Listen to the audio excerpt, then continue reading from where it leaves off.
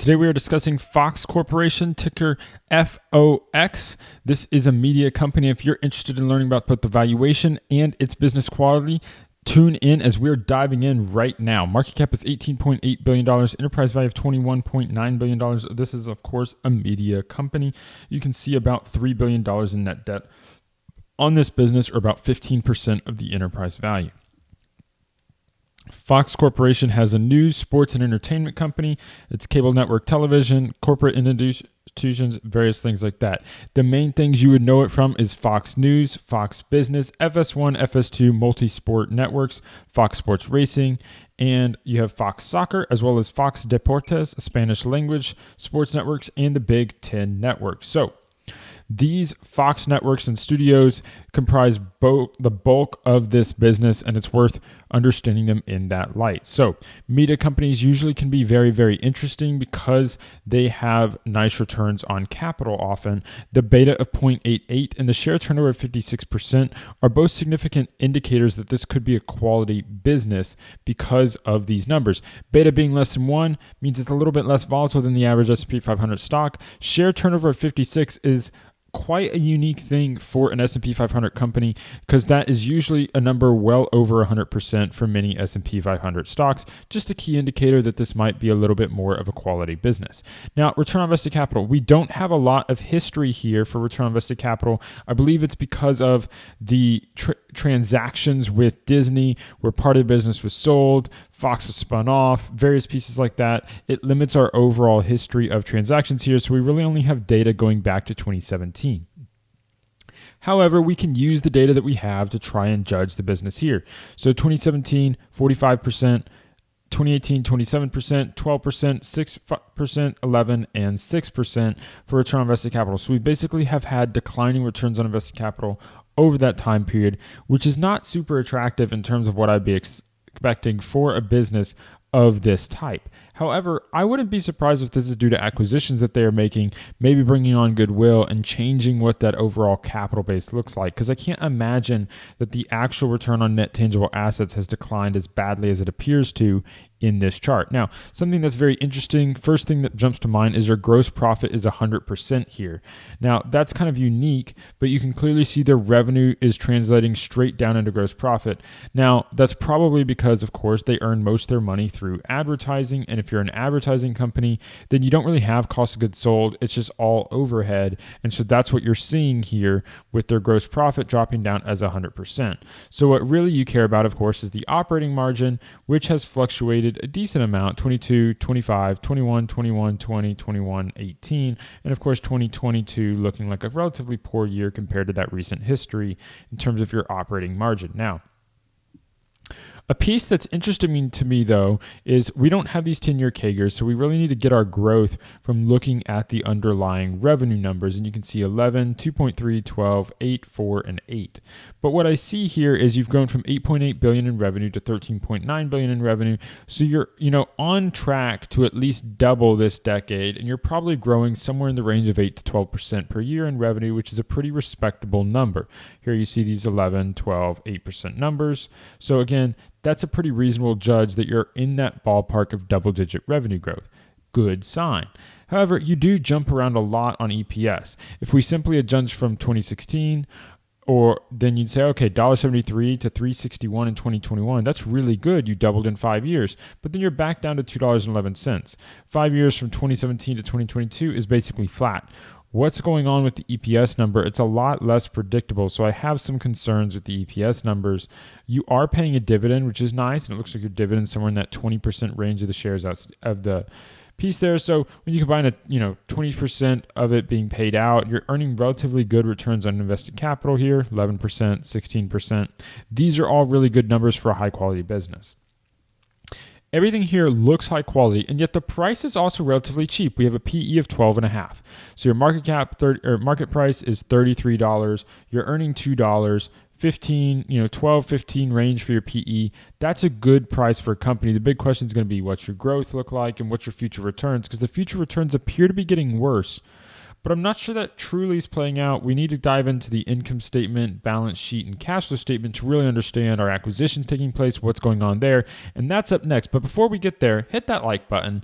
That's a great way of letting YouTube know you're enjoying this content if you're learning something, whether you like this company or not.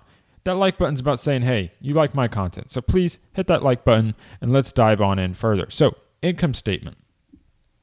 As you can see here, revenue translating straight to gross profit. And that's because, of course, you have your SG&A here, and then your overhead with other operating expenses is really how the business is being taken out. Now, you've doubled almost your SG&A in this period, which makes sense considering you've basically doubled your gross profit as well.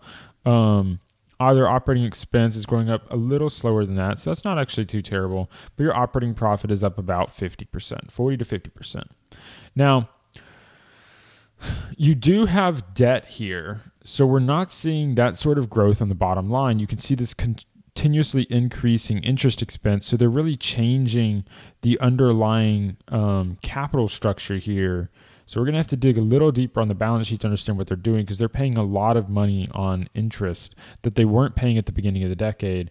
And so that change in the capital structure is affecting kind of what our growth rates would be going forward. And again, very volatile net income numbers. Now, it looks like the most recent trailing 12 months is you are starting to recover better. $2.73 is looking better. That's how you get down to that 12 PE instead of the 15 I said before, which is what it would have been with this $2.11. Now, you also see that they've just, retired almost 10% of the shares outstanding over the last, 5, 6, 7, 8 years. So you're adding about an extra 1% per year boost to your EPS growth because of those buybacks. Always a positive sign when you see buybacks like that. Now, PP&E actually has doubled, and goodwill is up a little bit, but not a lot. You see these intangible assets actually isn't growing that much. Goodwill grew a little bit in 2019 to 2020, but there's not been that much otherwise. But you can also see they acquired a decent amount of PP&E in that time frame. So this growth here isn't all organic growth. We see this breakdown here. It looks like they actually, took on a decent amount of additional operating expense, SG&A growth here that affected their profitability with whatever acquisition they were making in that 2019 timeframe because of this. So not only did that jump from 2019 to 2020 push you down to this 5% return on invested capital because you took on that extra capital, but it didn't really give you the boost on the income statement in that year that you would like to see. Now, long-term debt, you can see they've taken on now $7 billion in long-term debt. How big did we say this business was? $21 billion. So a third of the enterprise value is long-term debt at this point, which is quite a significant amount. It doesn't look that bad on a total enterprise value basis because it's being offset by these cash and cash equivalents on the balance sheet. You can see low inventory, common for a media company. Again, relatively low PP&E. So, if we just cover this PP&E number plus inventory, let's say you have $3 billion in tangible assets. You compare that here. Okay, now you're talking about like a 50% return on your tangible assets for net income.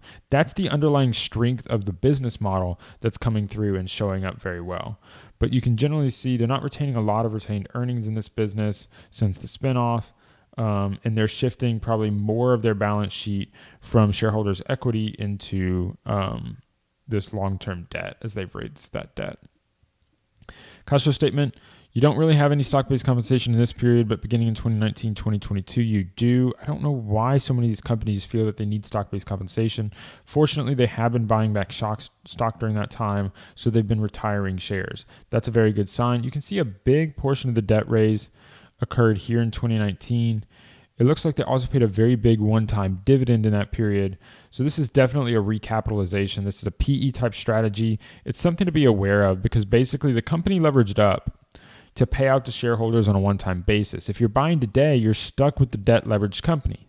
But if you bought before it, then you're excited. But buying after it can be kind of bleaker because now you have a much higher interest cost, which we covered in the income statement. See, now you're paying interest on that debt that was done to pay a one-time dividend, and it didn't add anything to the business. It was just a recapitalization of the business. Again, PE strategies can work really well, but if you only get the back end of it, sometimes it's a struggle to see what your performances look like. Now you're really focused on leveraged returns instead of unleveraged returns. Just something to think about of how this business is likely being managed in the future, and you should see associated with that. And the additional debt raise, of course, is 2020 with this acquisition. Nothing surprising there. Overall, it's an interesting business. We don't really have a long history of how this business is going to be managed going forward. On the metrics itself, on the numbers, this would be a company that would be interesting to me. It's cheap. It's trading at a PE of 12. That's an attractive PE for a business like this that's growing as quickly as it is. To grow at 8 to 12%, but to be trading at a PE of 12 per here means you're getting an 8% earnings yield and you're growing 8 to 12% on top of that. That starts to get to really easy levels of being able to project double-digit returns for the business. For me, though, what would stop me from going on my watch list is I just don't have a long enough history. I don't know what they're going to do with this business in terms of capital allocation, how reliable their asset growth is going to be, their organic growth versus revenue growth. I don't have that long history. I really like having this 10-year CAGR, knowing what the history is going to look like. So that's why it's not going on my watch list. But the bones here are really nice. You have a high-quality business. You can see that with these average returns on invested capital, double digits, over 15% return on equity. You're trading at a cheap price. You have good growth, and you're paying out a dividend. They're buying back shares. The good capital allocation there. The other piece that's a little bit of a concern for me is just this recapitalization. I would have been probably excited as a shareholder in 2018 to hear about this recapitalization. I'm getting a big dividend payout. I'm now getting a leverage return in the future. That sets me up for probably really good returns as a shareholder.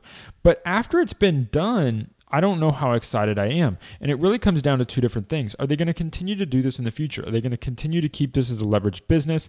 That could really boost my returns as a shareholder. So what is that capital plan? You're really going to have to study some earnings call transcripts and their investor presentation to get a good look at that. But really, I'm stuck with interest expense now if I don't anticipate further dividend payouts like that in the future. And so without that, it's just really hard for me to predict that future capital allocation. But on the baseline, paying me dividends, paying me buybacks, growing 8 to 12%, reasonable price. This is a prime type of stock that if you're investing in the S&P 500 should be something that's really interesting to you because it's got the bones of a high quality business at a low price. And that's always exciting. So hope that was useful for you. Hit that like button. Please consider subscribing. I'm working through the entire S&P 500, and there's some great companies I'm finding and working through. I'm helping you learn how to become a better investor, so I hope you'll stay tuned. And if you want to see the videos I've already covered that are my favorite companies, my watch list companies, check out the video at the top here.